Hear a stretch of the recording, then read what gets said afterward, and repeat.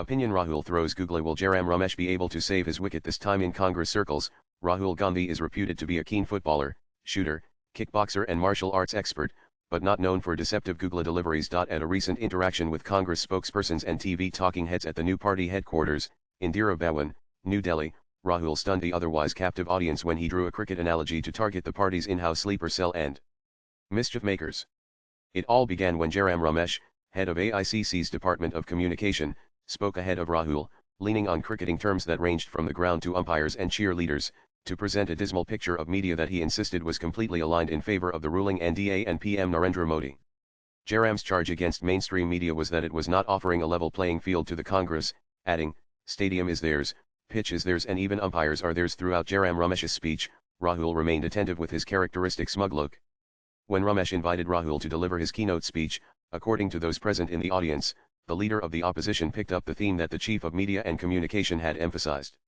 Talking about cricket, he turned to Jairam Ramesh to say that in an intense cricket match, there are instances of players getting run out, hit wicket and dropping catches as if with design and purpose. For the past 48 hours, Rahul's plain speaking has become a major talking point in party circles. Several prominent leaders and a battery of spokespersons have been wondering why Rahul bowled that Googly, and at whom it was aimed. It is an open secret in the Congress that a major reshuffle in the AICC is on the cards, where many heads of department, including those handling communication, are set to lose their jobs. In fact, one interpretation of Jairam's despair, by stating that stadium, pitch, umpires are all against the grand old party, is an admission of his inability to manage media or his competence to effectively handle the AICC communication department. In this context, both Pavankar and Supriya Srinath are seen as contenders to replace Jairam Ramesh as head of the media and communication department. It may be noted here that on April 30, 2025, when the Narendra Modi government announced the inclusion of caste in the National Population Survey, Rahul Gandhi was at the party headquarters and, in full media glare, he quipped, looking at Jairam Ramesh, "Were you not opposed to it?" Incidentally, this is not the first time that Rahul has talked about a BJP sleeper cell or party leaders secretly working for Narendra Modi's cause. In March 2025, Rahul Gandhi in Gujarat had accused some of his party leaders of being hand in glove with the BJP. There is a sleeper cell in Congress. Some leaders have been in Congress but working for the BJP. We need to throw them out, those who work for the BJP despite holding posts in Congress, Rahul had told party workers at Ahmedabad. Rahul's remarks made at Indira Bhawan during his interaction with party spokespersons come at a time when the grand old party is getting increasingly jittery over some of the pronouncements made by Shashi Tharoor abroad.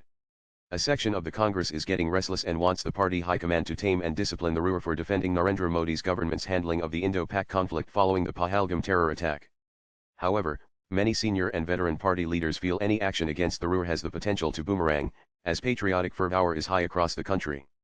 Jairam Ramesh stunned friends and foes alike when he compared the free movement of Pahalgam terrorists to that of Indian MPs travelling abroad.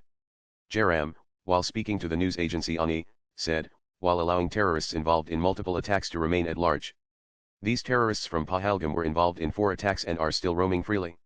Our MPs are roaming, and terrorists are also roaming. We're raising these questions seriously, he said. Jairam Ramesh has a penchant for courting controversies. Jairam is often dubbed as anti-industry from when he was UP's Minister for Environment and extended his tacit support for urban Maoists like Mahesh Rao. TV news channel Times Now had run a series of stories pointing out how Jairam, in 2013, had written a letter to the then Maharashtra Chief Minister, Prithviraj Chauhan, seeking the release of Raut, who was detained by the local police for his alleged links to Maoists. Raut was arrested for his alleged role in the violent incidents at Pimacor Jayan. In his letter, Jairam Ramesh had reportedly told Chauhan that he had independently inquired into the allegations against Raut and discovered that Raut was working well as a Prime Minister's Rural Development Fellow PMRDF. Jairam is also author of a book titled, Intertwined Lives P.N. Haxar and Indira Gandhi, published by Simon Schuster. When the book was published in 2019, it caused considerable bad blood for making a reference to Sanjay Gandhi, where the author has claimed that Indira's principal secretary had taken on Sanjay Gandhi. The protracted battle that followed saw Haxar losing the battle for supremacy but leaving the Prime Minister's son a deadly enemy who proved to be his nemesis. P.N. Haxar was not merely principal secretary to Indira Gandhi from the years 1967-1973, when she served as Prime Minister, but acted as her moral compass and a key figure of Indira's infamous kitchen cabinet. The Haryana government, under Bansi Lal, handed over 300 acres of land for Sanjay's Maruti factory. Some 15,000 farmers were evicted to free the land. P.N. Haxar, who was principal secretary to Indira until 1973, was dropped from his post for opposing the Maruti project. Sanjay got even with Haxar in more than one way, even after the Kashmiri bureaucrat had quit Indira's office.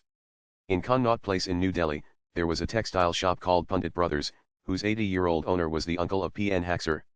During emergency, Haxer's uncle had to spend a day in police custody.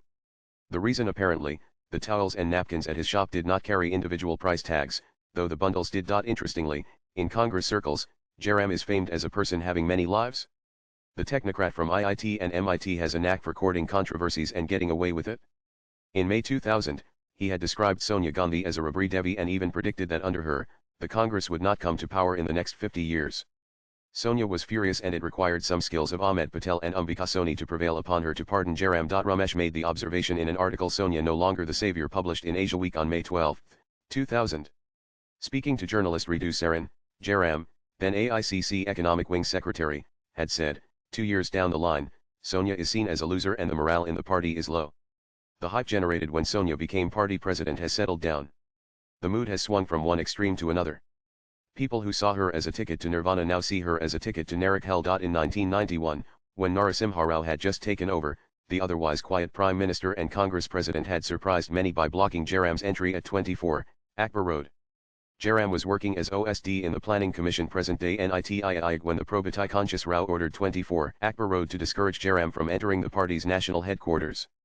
At the height of the Ramseta controversy, Jairam had attacked his ministerial colleague Ambika Soni publicly, demanding her resignation. Swipe left for next video. That brings us to the question of how Jairam gets away each time he gets into trouble. There are several reasons for it. Ramesh's skill as a draftsman and ability to produce position papers on key economic and technical issues is an asset. Once, his arch-rival Mani Shankar Ayar was heard complimenting him.